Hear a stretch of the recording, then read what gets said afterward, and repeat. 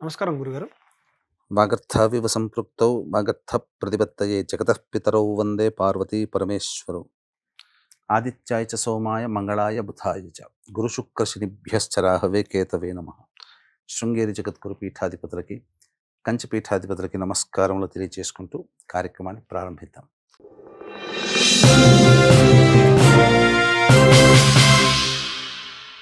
గురుగారు ఈ మధ్య కాలం మనం చూసుకున్నట్టయితే ఒక రీల్ బాగా వైరల్ అయితుంది. శివలింగాన్ని ఇంట్లో ఉంచుకోవచ్చా? ఉంచుకోకూడదా? ఉంచుకుంటే ఆ శివుడికి నైవేద్యంలాగా లేకపోతే మనం ప్రతిరోజు తనకి చేయవలసిన పూజలు చేయకపోతే చాలా అరిష్టం జరిగిద్దని చెప్తున్నారు. చాలామంది జరగదని చెప్తున్నారు. అసలు శివలింగం ఇంట్లో ఉంటే ఏం జరిగిద్ది? మంచి జరిగిద్దా? చెడు జరిగిద్దా? శివలింగం అనేటువంటిది పార్వతీ పరమేశ్వరుల సూచికగా చెప్పవచ్చు. అంతేకాకుండా ఎక్కడైతే ఏ ఇంట్లోనైతే శివలింగం ఉండి నిత్యము దేవతార్చనలో భాగంగా పూజింపబడి ఉంటుందో, అర్చన చేయబడి ఉంటుందో, అభిషేకం చేయబడి ఉంటుందో, ఆ ఇల్లంతా కూడాను పాజిటివ్ ఎనర్జీతో, సుఖశాంతులతో చాలా ప్రశాంతమైన జీవితాన్ని గడుపుతారు.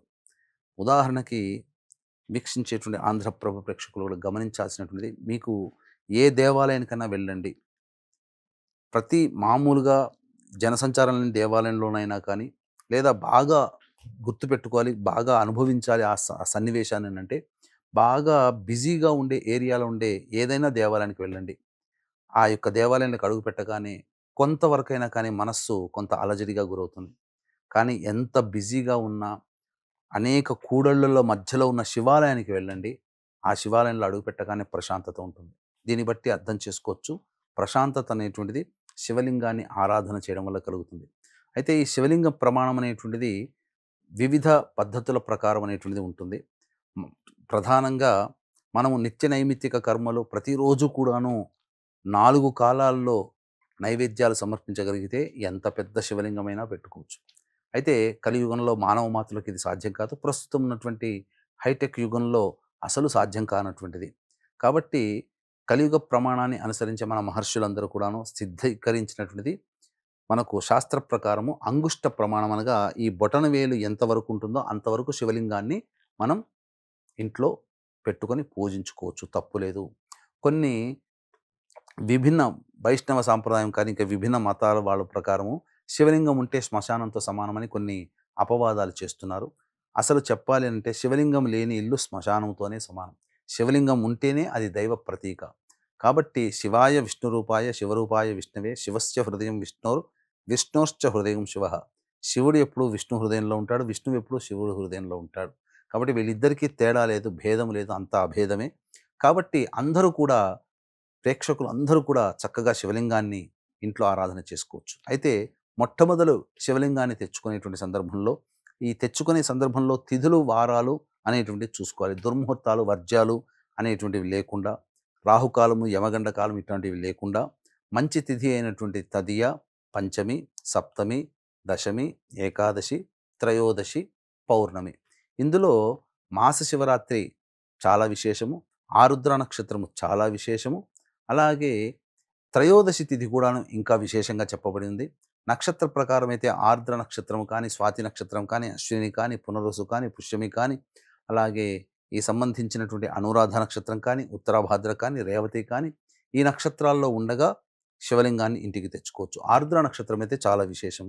ఇక వారంలో చూసుకున్నట్లయితే సోమవారం కానీ, గురువారం కానీ, బుధవారం కానీ, శుక్రవారం కానీ, ఈ వారాల్లో చాలా విశేషం. కాబట్టి ఇప్పుడు చెప్పినటువంటివన్నిట్లో కూడాను ఏదో ఒకటి అని కాకుండా బుధ, గురు, శుక్రవారాలు, ఆ నక్షత్రాలు, ఆ సంబంధించినటువంటి తిథులు అన్నీ కలిసి ఉన్నటువంటి రోజైతే చాలా విశేషం. అవి తెచ్చిపెట్టుకొని, గుర్తుపెట్టుకొని ఆ రోజున శుభముహూర్తంలో ఇంట్లోకి తెచ్చుకొని, అనగా బ్రహ్మ ముహూర్త కాలంలో పూజ ప్రారంభించడం అనేటువంటిది చేసుకోవాలి. అంటే ప్రతిరోజు ఖచ్చితంగా అభిషేకం చేయాలని చెప్తున్నారు. చేయలేని వాళ్ళ పరిస్థితి ఎలా ఉండదు? ఇంట్లో శివలింగం ఉంటే? తప్పకుండా చేయాలి నాయన. హ్మ్. చేయకుండా ఉంటే మాత్రం శివలింగ దానికి ప్రమాణమే ప్రతిరోజు అభిషేకం. ఎందుకనంటే, ఆ శివలింగం నుంచి అనగా శివశక్తుల యొక్క కలయిక కాబట్టి అక్కడ ఒక వెరీ హై పాజిటివ్ ఎనర్జీ అనేటువంటిది క్రియేట్ అవుతుంది. అగ్నికి సంబంధించినటువంటిది. కాబట్టి ఆ అగ్నిని చల్లబరచడం కోసమే అందుకనే ఎప్పుడు కూడాను శివలింగం మీద ధారగా అభిషేకం చేసినప్పటికీ కూడాను మళ్ళీ ధారాపాత్రగా ఒకటి పెడతారు. హ్మ్. అందు నుంచి బొట్టు బొట్టుగా శివలింగం మీద పడుతుండి ఆ యొక్క వేడిని చల్లారుస్తుందని చెప్పి ప్రతీక. హ్మ్. అంతేకాకుండా మొట్టమొదటిగా మనము శివలింగాన్ని తెచ్చుకొని ఇంట్లో పెట్టుకున్న తర్వాత నైవేద్యం అనేటువంటిది మనము అంగరంగ వైభవంగా మొట్టమొదలు నైవేద్యం అనేక పదార్థాలనేది కాకుండా ఏ విగ్రహం మన ఇంట్లో తెచ్చుకున్నప్పటికీ కూడా నైవేద్యముగా మనం సాధారణంగా పెట్టేటువంటి 2 అరటిపండ్లో, ఆవు పాలో, లేకపోతే మిశ్రి బిళ్ళలో, లేదా చిన్న బెల్లం ముక్కనో ఇలా పెట్టుకోవాలి.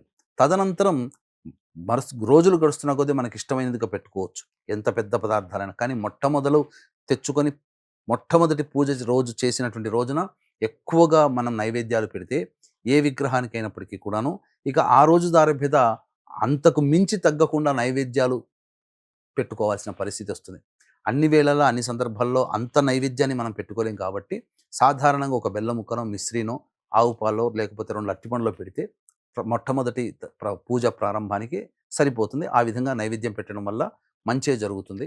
ఇక తదనంతరం మనకిష్టమైనప్పుడల్లా ఎప్పుడైనా కానీ విశేషమైన నైవేద్యాలు పెట్టుకోవచ్చు. అంటే శివలింగంలో ఏ లింగం, స్ఫటికలింగం పెట్టుకోవాలా? లేకపోతే మరకత లింగం పెట్టుకోవాలని చాలా మందికి డౌట్స్ ఉన్నాయి. ఏ లింగం అయినా పెట్టుకోవచ్చు మన ఇంట్లో.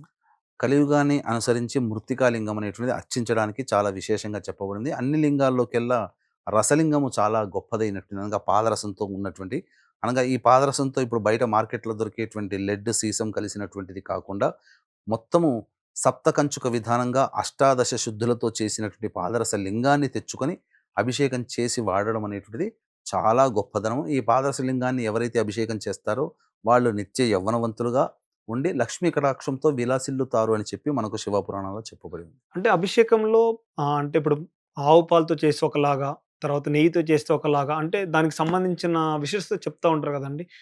అంటే షుగర్‌తో చేస్తే ఈ కలిసొస్తదని చెప్తుంటారు అభిషేకంలో. హ్మ్. అవి చెప్తారా ఒకసారి, షుగర్‌కున్న ప్రాధాన్యత, లేకపోతే ఆవు పాలకున్న ప్రాధాన్యత?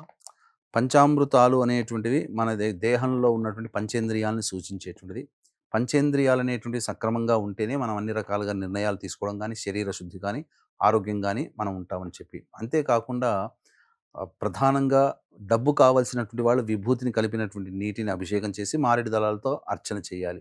ఆరోగ్యం కావాల్సినటువంటి వాళ్ళు ఆవు నేతితో కానీ, తేనెతో కానీ అభిషేకము జరిపించి ఎర్ర జిల్లేడు పుష్పాలతో అర్చన చేయాలి. అలాగే ఉద్యోగం కావాలి, పదవి కావాలి అనుకునేటువంటి వాళ్ళు చెరుకు రసంతో ఈశ్వరుడికి అభిషేకం చేసి తెల్ల జిల్లేడు పుష్పాలతో అర్చన చేయాలి. ఇక వివాహం కావాలి, శీఘ్రంగా మంచి అమ్మాయి లభించాలి, మంచి అబ్బాయి లభించాలని కోరుకునేటువంటి వాళ్ళు పటిక బెల్లాన్ని, మిశ్రిని, షుగర్ కాదండి. ఇది షుగర్ అనేటువంటిది ఆ! కెమికల్ కలిసినటువంటి ఓకే. షుగర్ వాడకూడదు. ఓకే. పటిక బెల్లము కానీ, లేకపోతే మిశ్రి అంటారు. కొన్ని ప్రాంతాల్లో నౌబోత్ గడ్డ అంటారు. వాటిని పొడి చేసి, ఆ పొడిని నీటిలో వేసి, ఆ నీటితో అభిషేకం జరిపించి, మల్లెపూలు కానీ, లేకపోతే గన్నేరు పుష్పాలతో కానీ అర్చన చేయాలి. ఇలా మనకు ఈశ్వరునికి అర్చించరానిదంటూ ఏమీ ఉండదు. కాకపోతే ప్రధానంగా తులసి దళాలతో అర్చన చేయకూడదని చెప్పి శాస్త్రము.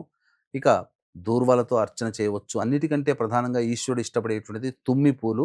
అన్నిటికంటే గొప్పగా ఇష్టపడేటువంటిది తామర పుష్పాలు. ఈ తామర పుష్పాల కంటే కూడా గొప్పగా ఇష్టపడేటువంటిది నల్ల కలువ పుష్పాలతో అర్చన చేస్తే ఆ శివ సాయుధ్యాన్ని పొందుతారని మనకు శివపురాణంలో చెప్పబడింది. ఓకే. చివరగా ఇంట్లో పెట్టుకున్న శివలింగానికి ఏ టైంలో పూజ చేయాలి? పొద్దుగాల, లేకపోతే తెల్లవారుజామున, లేకపోతే సాయంత్రం అని చాలామంది డౌట్స్, చాలామంది రీల్స్ నేను చూస్తున్నప్పుడు కామెంట్స్ చదివాననమాట. అందుకని అడుగుతున్నాను. ఎప్పుడైనా కానీ శివాభిషేకానికి బ్రహ్మ ముహూర్త కాలమే చాలా శ్రేయస్కరం. అనగా 3 గంటలకల్లా నిద్రలేచి సూర్యోదయం కంటే ముందే ఈ యొక్క అభిషేకము, అర్చనాది కార్యక్రమాలు జరుపుకొని ఉన్నట్లయితే ఆ పరమేశ్వరుని యొక్క అనుగ్రహం సంపూర్ణంగా కలుగుతుంది. ఒక్క 41 రోజుల పాటు ఈ యొక్క విధానంగా అనుసరించి ఎవరైతే చేస్తారో వాళ్ళకందరికీ కూడాను వాళ్ళ యొక్క సంకల్పం నెరవేరుతుంది అని చెప్పడంలో ఏమాత్రం సందేహం లేదు. థాంక్ యూ గురుగారు. Thank you so much. సర్వం శ్రీ ఉమామహేశ్వర పరబ్రహ్మార్పణమస్తు.